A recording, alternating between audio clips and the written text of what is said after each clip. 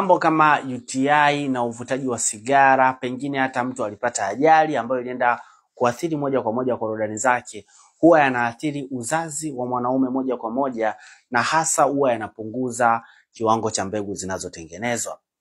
Mwanaume huwa anahitaji kutengeneza mbegu za kutosha ili ziweze kupanda kupitia mlango wa kizazi mpaka kufika kwenye mirija ya uzazi ambapo ndo huwa linaenda kurutubisha yai. Mbegu hizi zinatakiwa kuwa nyingi na zinatakiwa kuwa na spidi ya kutosha. Wingi wa mbegu huo unaongeza nafasi ya kuweza kurutubisha yai. Kunakuwa na changamoto nyingi ambazo huwa zinatokea wakati mbegu zinapanda. Mabadiliko ya mazingira huwa yanaathiri mbegu nyingi. Kwa hiyo mbegu zinavyokuwa nyingi zinaongeza uwezekano wa kwenda kurutubisha yai na kutungisha ujauzito. Kwa wanaume ambao wanakuwa wanatengeneza mbegu kidogo, mwanaume ambaye anakuwa anatengeneza mbegu kidogo, wengi wao wanajikuta kwamba wanashindwa kumpa mwanamke ujauzito. Hawa wanaume wanaweza kusaidika vipi?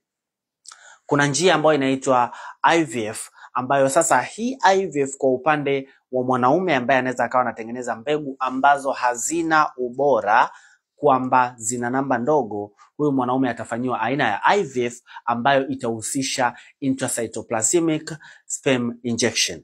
IVF ni namna ambapo urutubishaji wa yai unafanyika nje ya mji wa mimba, lakini kwenye intracytoplasmic sperm injection ama ICS, huyu mwanaume aliyetengeneza hizi mbegu zake zitaingizwa moja kwa moja kwenye yai. Sio kwamba zitawekwa pamoja tena, mbegu na yai zitawekwa pamoja kwa muda wa masaa 24.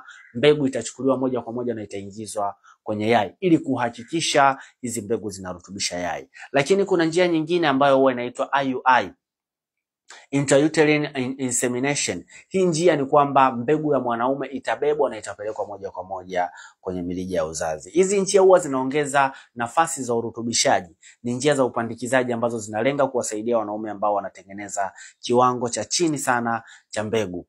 Hii huwa inahakikisha mbegu chache zilizotengenezwa basi zinatengenezwa mazingira ambayo zinarutubisha yai kwa namna yoyote ile.